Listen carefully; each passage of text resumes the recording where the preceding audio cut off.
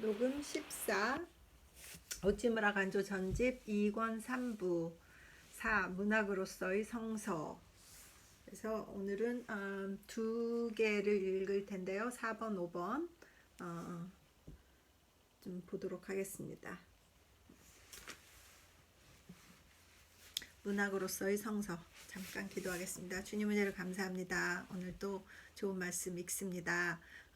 은혜를 베풀어 주시옵시고 또 이 속에서 많은 것들을 깨달을 수 있도록 도와주시옵소서. 감사드리며 예수님 이름으로 기도드립니다. 아멘. 문학으로서의 성서네요. 여기서 어떤 좋은 말들을 찾을까요? 읽겠습니다. 옛 속담에 오래된 것으로 좋은 것이 셋 있다. 오래된 나무는 불태우기 좋고 오래된 벗은 사귀기 좋으며 오래된 책은 읽기에 좋다는 말이 있다. 오래된 것이면서 좋은 것이 어찌 이것뿐이랴. 소금은 해를 거듭할수록 그 맛이 더욱 짜지고 포도주는 해를 거듭할수록 그 맛이 더욱 감미로워진다. 하나 무엇보다도 특히 오랜 책이 읽기에 가장 좋다는 말은 만고의 격언이다. 오늘날처럼 많은 책이 출판된 시대가 과거에는 없었다. 달마다 해마다 세상에 나오는 책은 그 수를 헤아릴 수 없을 정도이다. 그때도 그랬네요. 지금도 갈수록 더하니까 얼마나 많은 책이 있을까요? 그러나 사람이 일생 동안에 밤낮으로 애써서 독서 외의 다른 일을 하지 않는다 해도 2만 권을 독파하기도 어렵다. 글래드스턴의 서재에는 그가 다 읽은 책 2만 권이 꽂혀 있었다 한다. 그렇다면 그는 인간이 읽을 수 있는 한도까지를 다 읽었다 할 수 있다. 만인이 다 그러하기를 바랄 수는 없는 일이며 우리는 읽고 도움이 되며 재미있는 책을 선택할 수밖에 없다. 그런데 신간서적의 수가 나날이 증가되고 있는 오늘날 이런 책을 선택하기란 매우 어렵다. 그렇지. 또한 사람들의 취미가 각기 달라서 각각 자기에게 알맞는 책이 있기 마련이다. 그러네요. 철학의 뜻을 둔 자는 철학서를 택해야 하고 과학을 배우는 자에게는 과학서를 추천해야 하므로 만인에게 한 가지만을 택하게 할 수 없음은 물론이다. 가령 진시황 같은 자가 나타나 세계 몇 억 권의 책 중 단 한 권만을 남겨두고 다른 책은 모두 태워버리라고 명령했다면 나는 과연 어느 책을 택해서 이를 후세에 전할 것인가? 혹은 갇힌 몸이 되어 절장 속에서 단 한 권의 책을 보는 것이 허락된다면 나는 과연 어떤 책을 택해 벗으로 삼겠는가? 셰익스피어를 택하는 자가 있으리라. 괴테, 실러의 작품을 택하는 자가 있으리라. 그렇듯 택하는 바는 각기 자기 취미에 따라 다르겠지만 나는 온 세상의 책과도 바꿀 수 없는 한 권의 책을 가졌다. 즉 성서이다. 내가 성서를 애독하는 첫째 원인은 기독교도로서 24~25년 동안이나 이 책을 지니고 살아왔기 때문이다. 그래서 나는 이 책에서 처음 심금을 울리는 깊은 영음을 들었다. 내가 말하고 싶어도 말하지 못한 것을 이 책은 죄다 말해준다. 내가 탐구해도 얻지 못했던 것을 이 책에서 찾아냈다. 나는 이 책에서 새로운 천지가 열리는 것 같은 내 인생의 참 모습을 깨닫고 내 마음의 참된 상태를 알았으며 오묘한 우주의 신비를 엿볼 수 있었다. 이것이 내가 이 책을 The Book이라고 여기는 이유이다. 나는 이 책을 종교적으로 말하는 것이 아니다. 하나의 문학으로 말한다. 그러나 성서는 문학을 목적으로 한 것이 아니다. 그러므로 괴테의 파우스트나 셰익스피어의 희곡을 읽는 것과 같은 태도로 성서를 대하면 끝내 성서의 진리를 맛볼 수 없을 것이다. 성서는 하나님과 인간의 관계를 말하고 있다. 구구한 의식, 신조 등은 성서의 중요한 문제가 아니다. 하나님이 인간에게 나타난 사실을 말하고 그 역사를 기록한 것이다. 이 외의 것을 연구할 목적으로 성서를 펼치면 그 어느 누구건 실패하고 말 것이다. 한 덴마크인 불신자가 내게 셰익스피어의 저서 중에 있는 것과 같은 명구는 성서 중에서는 볼 수가 없다고 한 적이 있다. 이는 단지 문학적인 안목으로만 관찰했기 때문이다. 만약 성서 중에 문학적 흥미가 있다면 곧 하나님을 찾고 있는 동안에 그것을 맛보게 될 것이다. 그러면 문학적 요소는 전혀 없느냐 하면 결코 그렇지 않다. 가령 구미문학과 성서와의 관계를 생각해 보라. 성서를 모르고는 도저히 구미문학의 진수를 이해할 수 없다. 카알라일의 문장에서 표현은 간단하나 뜻이 깊고 우리에게 박진감을 주는 명구가 있는 것은 대부분 직접 간접적으로 그 연원을 성서에서 가져왔기 때문이다. 또 단테의 신곡, 괴테의 파우스트는 두말할 것도 없고 맥콜리의 문학에도 성서의 영향은 매우 크다. 그는 기독교에 관심을 가진 사람이지만 아직 기독교의 심오한 뜻에 이르렀다고 할 수 없다. 오히려 그의 인생과는 경박하다는 비난을 면할 수 없다. 그의 크라이브 전기 같은 것은 인도의 동양적 장식을 서술함에 있어서 화려하고 심혈을 기울인 미문이지만 그 정신을 논한다면 필치가 둔하고 천박한 관찰에 불과하다. 그러나 그의 문장을 통독해보면 그의 사상과 펼치는 성서 문학에서 비록된 것이 수없이 많음을 알 수 있다. 그리고 그가 인용한 것은 흔히 잘 알려진 구절이 아니라 오히려 사람들이 별로 유의하지 않는 것이 더 많다. 그가 평상시에 성서 문학에 몰두하지 않았다면 어찌 그렇게 될 수 있었겠는가. 데커리도 또한 종교에도 별로 관심이 없는 사람이지만 성서의 지식에 힘입은 바가 크다는 것은 그의 저작을 읽어보면 분명해진다. 그는 한때 런던시의 번잡을 피해 종적을 감추고 조용한 시골에 숨어서 소설을 쓰려 했다. 너무 서둘러 떠났기 때문에 성서를 갖고 가는 것을 잊었다. 그래서 글을 쓸 수가 없었다. 남몰래 성서를 빌리려고 친구에게 편지를 띄웠는데 그것이 그대로 발각되어 모처럼 피했던 일이 수포로 돌아갔다.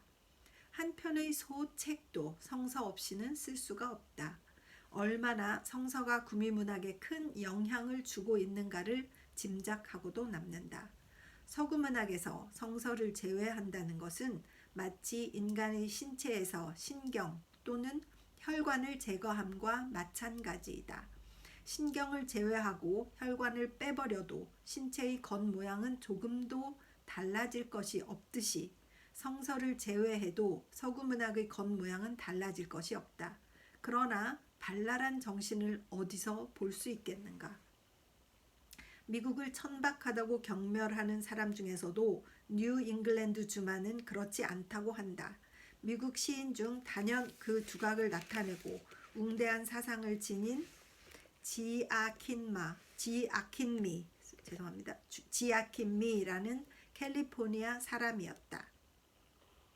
그의 정신은 우리와 가깝다. 그는 조카에게 보내는 편지에서 이렇게 말했다. 너는 열심히 위대한 문학을 찾아 헤맸다. 그러나 내가 떠날 이때에 어머님이 내 짐 속에 넣어주신 한 권의 예책이 있음을 기억하라. 그 책, 지금은 책상 또는 책꽂이 한 구석에 놓여 먼지가 쌓인 채 내 손이 닿는 일이 거의 없을 테지. 그러나 그것이 세계 문학 중 가장 위대한 문학이다. 창세기 또는 욥기 등 장엄하고 숭고한 글에서 내가 힘입은 바가 지극히 컸다. 이렇게 썼군요. 이 밖에 가령 한 장의 외국 신문을 들어 간단하면서도 힘이 있는 글귀를 뽑아내보라. 그 글귀의 100중 560은 성서에서 나온 것임을 알게 되리라. 흔히 사용되는 영역 성서는 제임스 왕이 편찬한 것이다. 킹 제임스 버전을 얘기하나 봐요.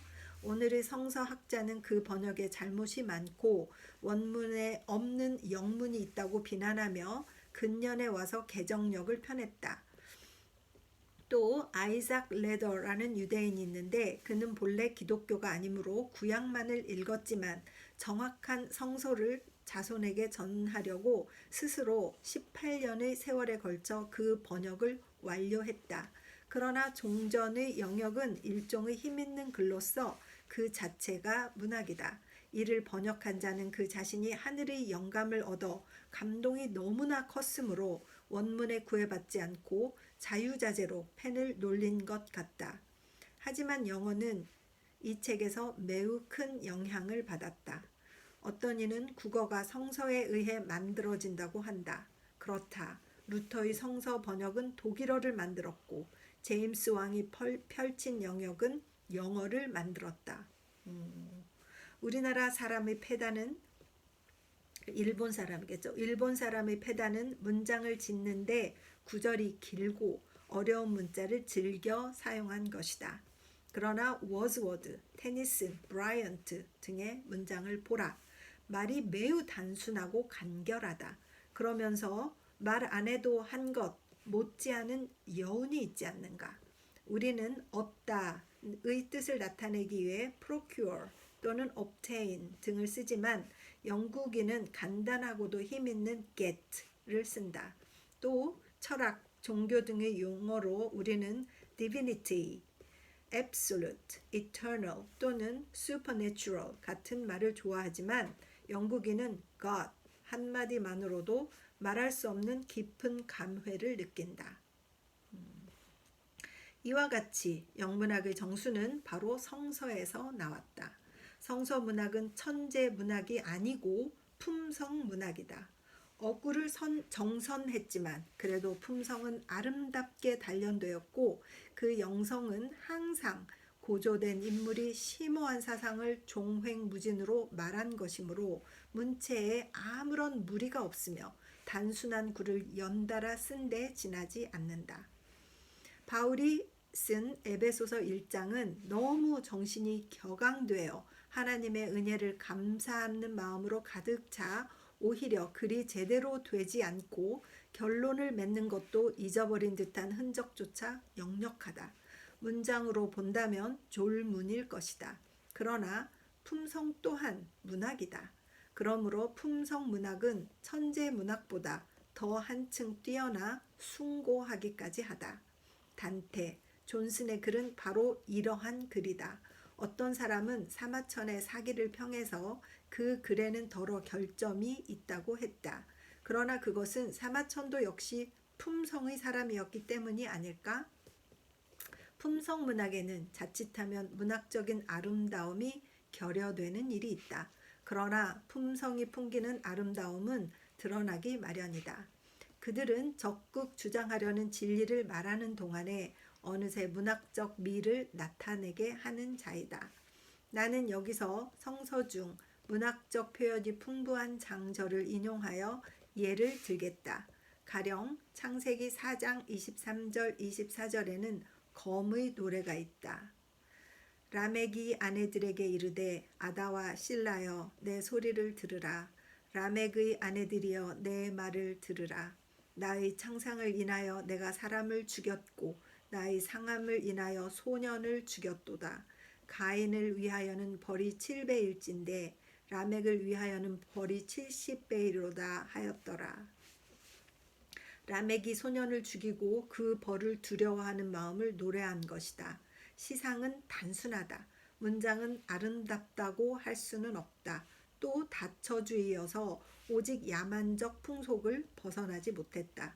그러나 인간이 만든 시가 중 가장 오랜 것임을 알면 고고학적 흥미가 있는 옛 노래라 할 수 있다. 민수기에는 시가가 많다. 21장 17절 18절에 우물의 노래가 있다. 이것은 본래 이스라엘 사람이 모세의 인도를 따라 광야를 방향하며 여러 번 기갈의 쓰라림을 겪다가 간신히 모압 땅에 이르러 여럿이 공동으로 우물을 파서 물을 얻었으므로 그 기쁨을 노래한 것이다. 그때에 이스라엘이 노래하여 가로되 우물물아 솟아나라. 너희는 그것을 노래하라. 이 우물은 족장들이 팠고 백성의 귀인들이 홀과 지팡이로 판 것이로다 하였더라. 광야에서 맞다나에 이르렀고 천지 만물을 모두 살아있는 것처럼 보며 이를 노래했다. 또한 관민이 서로 친화하고 상하가 서로 일치하여 기쁨을 백성과 함께하는 아름다움을 묘사한 것이다. 그 정취야말로 감동적이다. 만약 나라의 갖가지 일에 있어 위를 보지 않고 아래를 보는 정신으로 처리하게 된다면 그 문학 또한 새 국면을 개척하게 될 것이다. 이것이 성서가 지닌 아름답고 뛰어난 특색이라 생각된다. 참. 우리 문학에서, 일본 문학이겠죠? 일본 문학에서 가장 모자라는 점은 영어의 소위 sublimity이다. 어떤 이는 이를 번역하여 장엄이라 하고 또는 숭고라고도 한다. 그러나 그 뜻을 다 드러냈다고는 할 수 없다. 우리나라에는 이를 나타낼 만한 단어가 없다. 그러나 성서문학은 가장 서블리미티를 다한 글로 쓰였다. 하박국 3장 17절 이하의 망국의 노래를 보라. 하박국 3장 17절 비록 무화과 나무가 무성치 못하며 포도나무에 열매가 없으며 감람나무에 소출이 없으며 밭에 식물이 없으며 우리의 양이 없으며 외양간에 소가 없을지라도 나라가 망하고 논밭은 황폐해져서 폐허가 되었다. 한이 맺힌 지사가 추억의 눈물이 마를 날 없음을 예언한 비통한 노래이다. 그러나 그는 슬퍼도 상심하지 않고 몽땅 다 잃고도 희망을 버리지 않고 노래한다. 나는 여호와를 인하여 즐거워하며 나의 구원의 하나님을 인하여 기뻐하리로다. 주 여호와는 나의 힘이시라. 나의 발을 사슴과 같게 하사 나로 나의 높은 곳에 다니게 하시리로다. 돈도 없고 집도 없고 친구도 없다. 나라는 나를 버리고 처자 권속 또한 딴 나라 사람이 되었다. 그야말로 천하의 외로운 길손이 되었다. 그래도 여호와 하나님이 나와 함께 계시니 이로써 기쁨을 맛보리라고 노래한다. 순간에 밑바닥으로 떨어졌다가 다시 한순간에 천상의 낙원으로 오르는 극단적인 변화 또한 얼마나 심각한가. 우리 시인은 곧잘 꽃을 노래하고 새를 읊으며 달을 찬미한다.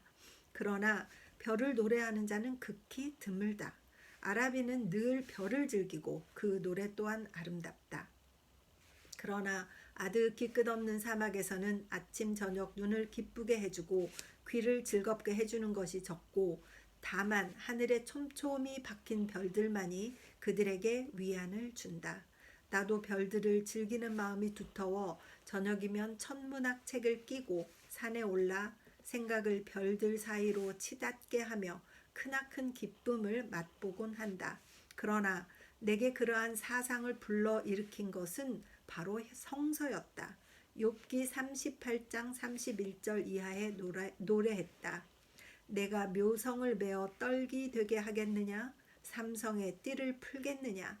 내가 12궁성을 때를 따라 이끌어내겠느냐? 북두성과 그 속한 별들을 인도하겠느냐? 장단이 저절로 정돈되며 마치 오묘한 음악을 듣는 것 같은 느낌이 든다.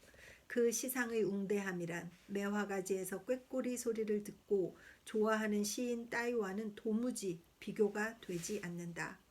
말라기서 4장 2절에는 태양에 날개가 있는 것처럼 상상하고 우리의 마음을 굳세게 할 위안의 말이 있다. 내 이름을 경외하는 너희에게는 의로운 해가 떠올라서 치료하는 광선을 바라리니 너희가 나가서 외양간에서 나온 송아지같이 뛰리라. 이 밖에 창세기 24장에 있는 아브라함이 그 하인을 나홀의 동네로 보내 이삭의 아내를 구한 글을 읽으면 저녁 노을 빗긴 우물가에 물동이를 어깨에 메고 나온 아름다운 리브가가 부드러운 자태로 친절하게 하인과 이야기하는 장면 같은 것은 얼마나 아름다운 광경인가. 또 욥기 4장의 유령의 기사는 영문학 중 맥베스의 유령처럼 온몸에 소름이 끼침을 느끼게 된다. 욥기 39장의 준마에 관한 글에서 말의 힘을 내가 주었느냐? 그 목에 흩날리는 갈기를 내가 입혔느냐? 내가 그곳으로 메뚜기처럼 뛰게 하였느냐. 그 위험스러운 콧소리가 두려우니라. 그것이 골짜기에서 허위고 힘있음을 기뻐하며 앞으로 나아가서 군사들을 맞되 두려움을 비웃고 놀라지 아니하며 칼을 당할지라도 물러나지 아니하나니 그 위에서는 전동과 빛난 작은 창과 큰 창이 쟁쟁하며 땅을 삼킬 듯이 맹렬히 성내며 나팔 소리를 들으면 머물러 서지 아니하고 라고 하여 천군 만마가 부딪히는 속을 갈기를 휘날리며 곧장 돌진하는 과감한 준마의 용감한 활약이 눈앞에 선히 보이는 듯하다. 이 말씀 읽었는데 이렇게까지 눈에 선이 보이진 않았는데 우찌무라 선생님은 진짜 대단하시네요. 특히 이사야서 53장의 메시아의 예언 같은 것은 새삼 길게 이야기할 바도 못 된다. 이사야서 40장 이하는 참으로 구약 문학의 정점이라고 할 수 있다. 다시 눈을 돌려 총독 벨릭스 앞에 서서 바울이 도도히 웅변을 토해 총독의 잘못을 시정한 사도행전 24장의 글을 보면 마치 데모스데네스를 지하에서 불러온 것 같은 느낌마저 갖게 한다. 또 고린도전서 13장에서 사랑을 노래하고 같은 15장에서 부활을 논한 날카로운 필치는 어느 누구나 감동하지 않을 수 없다. 또한 11장에서 바울이 갖가지 고통을 받는 장면은 그냥 감탄만 할 명문일 뿐 아니라 독자의 정신을 깊이 자극하여 뜻을 높이고 마음을 떨리게 한다. 끝으로 계시록에 이르면 이미 기독교의 목적을 완성하여 신천지에 들어선 것으로서 문학과 사상이 모두 완전한 경지에 이르러 진선진미를 다한 느낌을 받는다. 요한계시록 21장 1절 이하에서 말한다. 또 내가 새 하늘과 새 땅을 보니 처음 하늘과 처음 땅이 없어졌고 바다도 다시 있지 않더라. 또 내가 봄에 거룩한 성 새 예루살렘이 하나님께로부터 하늘에서 내려오니 그 예비한 것이 신부가 남편을 위하여 단장한 것 같더라. 내가 들으니 보좌에서 큰 음성이 나서 가로되 보라 하나님의 장막이 사람들과 함께 있음에 하나님이 저희와 함께 거하시리니 저희는 하나님의 백성이 되고 하나님은 친히 저희와 함께 계셔서 모든 눈물을 그 눈에서 씻기심에 다시 사망이 없고 애통하는 것이나 곡하는 것이나 아픈 것이 다시 있지 아니하리니 처음 것들이 다 지나갔음이러라. 계시록 21장 1절에서 4절 말씀입니다. 자, 여기까지 해서 문학으로서의 성서를 읽었고 이제 여기 5번 스페인의 문호 세르반테스 녹음 마저 하겠습니다. 시간이 조금 남았기 때문에 이게 짧아서 2페이지밖에 안 돼서 읽도록 하겠습니다. 스페인의 문호 세르반테스. 유럽 문학에서 놀라운 희곡적 재능을 나타내고 단테와 견주게 되며 나아가서 어느 면에서는 단테보다 훨씬 뛰어난 인물이 있다. 그가 스페인의 군인 세르반테스이다. 그는 필립 2세 시대에 태어났다. 때는 마침 문명의 새 조류가 도도히 흘러들어 전 유럽을 휩쓸던 무렵이었다. 낡은 사상과 낡은 제도는 죄다 던져버리고 새로운 물질적 세력이 도처에서 환영받으며 그 집안을 굳혔다. 미국 발견은 갑자기 경제계의 변동을 초래하였고 부의 수준이 현저하게 높아져 부자는 더욱더 사치를 일삼고 가난한 자는 차츰 더 가난해져서 평온하던 사회는 죄악과 불평의 알력의 소리로 가득 찼다. 세르반테스는 이 꼴을 보자 분개하여 소위 히데르고라는 군대식 기상을 나타냈다. 강한 자를 무찌르고 약한 자를 도와 사회의 개혁을 이룩하리라 마음먹었던 것이다. 그러나 사사건건 계획하는 것마다 뜻대로 안 되어 갖은 불행과 고난이 겹쳐 평생 고통 속에서 살았다. 번지의 불행, 존슨의 가난, 칼라일의 고생 등도 세르반테스의 생애에 비하면 아무것도 아니다. 어떤 이는 말한다. 세상의 불행한 문학가 중에 카모엔스만한 사람도 없다고. 그는 포르투갈인이지만 중국 아모이에서 태어나 유명한 루시아드를 쓰고 나중에 고국 리스본으로 돌아와 가련한 거짓골이 되어 그 뛰어난 재능을 넝마 속에 가둔 채 아무도 돌보지 않는 곳에서 죽었다. 그러나 세르반테스의 불행은 그보다 훨씬 심했다. 만약 그의 생애를 돌이켜 본다면 오늘의 문학가가 아내는 병들어 눕고 자식은 굶주려 울며 자기는 물을 마셔가며 글을 쓰는 고통 따위는 아무것도 아니리라. 세르반테스는 만년에 그의 일생을 회고하며 실패를 거듭하던 갖가지 일을 생각하고 돈키호테라는 소설을 썼다. 이는 유럽 문학 중에서도 뛰어난 걸작이다. 즉 돈키호테라는 정직한 주인공이 있다.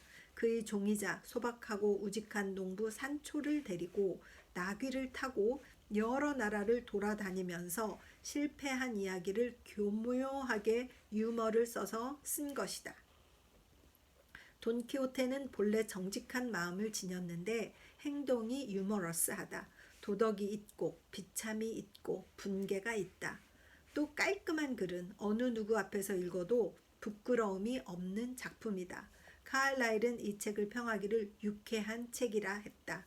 그러나 나는 10년 전에 이 책을 읽었을 때 단순히 유쾌한 책이 아니라 한두 번 읽음에 따라 몹시 웃음이 나면서도 한없이 비참하다는 느낌을 받았다. 한번 생각해 보자. 내가 만약 정의편에 서서 이를 실천하려 할 때 사회는 나를 받아들이지 않고 내 편이 되어주리라 믿었던 사람들이 도리어 나를 공격하고 내쫓으려 한다고 치자. 나는 세상의 부패와 인심의 경박과 도저히 이를 함께 할 수 없음을 보고 노여워서 믿을 수 없는 그들을 한탄하게 될 것이다. 그러나 또한 그러한 고난을 이기고 그 불평을 억누르는 쾌락이 있다면 그것은 유머뿐이리라.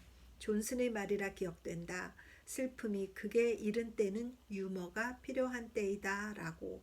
존슨, 칼라일, 단테 등이 능란하게 유머를 말한 것은 바로 이런 이유 때문이다. 비참의 극은 유머가 되는 법이다. 나는 돈키호테의 유머의 한줄을 설명하여 그 내용의 일부를 살펴보겠다. 어느 날 그는 산초와 함께 여행을 했다. 둘 다 피로에 지쳐 그만 나귀에 탄 채 잠이 들었다. 때마침 악한이 와서 4개의 몽둥이로 그 안장을 받치고 몰래 나귀를 훔쳐갔다. 그들은 깊이 잠들어 이것을 몰랐다. 이윽고 깨어나서 나귀가 없어진 것을 보고 어리둥절해서 놀라는 장면이 나온다.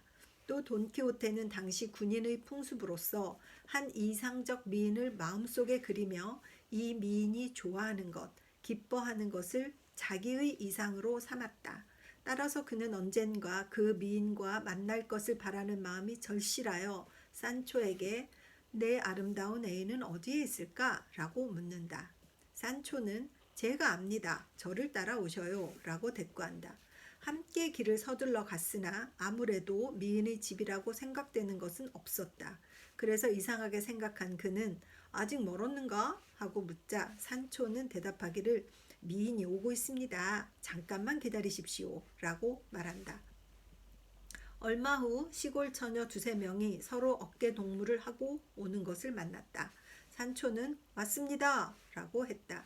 주인이 고개를 들어 자세히 보니 시커먼 살빛에 코는 납작하고 입술은 두터우며 키는 작은 데다 뚱뚱하여 이만저만 못생긴 여자들이 아니었다. 놀라서 묻기를 이 처녀인가? 했다. 산초는 그렇습니다. 어른께서 이상으로 삼는 여자가 아닙니까? 그런데 어른께서 이를 못생긴 시골 처녀라고 보신다면 악마의 장난에 눈이 어두워진 것입니다. 고 대답했다. 여기서 한동안 왈가왈부하는 장면이 계속된다. 이것으로 그저 막연히 유머 소설이라고 좋아하는 따위와 동일시해서는 안 될 것은 물론이다. 어떤 이는 세르반테스는 군대식을 야유했다. 그래서 이 이후로는 군인이 자취를 감추고 또 세도도 부리지 않게 되었다고 한다. 그렇다. 그는 구시대의 풍속 습관을 야유한 것이다. 이처럼 나는 우리나라에도, 즉 일본에도, 이처럼 나는 일본에도 세르반테스와 같은 인물이 나와 소위 일본주의니 무사도니 하는 따위의 완고한 보수주의를 야유하여 그 자취를 없애주기를 간절히 바란다. 여기까지입니다. 참 문학적 성서, 요즘 성경을 읽고 있는데 저렇게까지 또 깊은 감동을 가지고 성경을 읽었을까 하는 마음이 들면서 좀 반성이 됩니다. 잠깐 기도하겠습니다. 주님 은혜를 감사합니다. 오늘 또 책 잘 읽었습니다. 성서와 문학, 성서로서의 문학을 보면서 참 유치무라 선생님이 얼마나 성경에 대해서 여러 각도로 깊은 인사이트를 가지고 보셨는가 하는 것을 또 보게 됩니다. 우리도 같은 성경을 보고 있습니다. 또 더 깊은 눈으로 성경을 깨달을 수 있도록 인도하여 주시옵소서. 축복하고 감사합니다. 예수님 이름으로 기도드렸습니다. 아멘. 늘 승리하십시오. 감사합니다.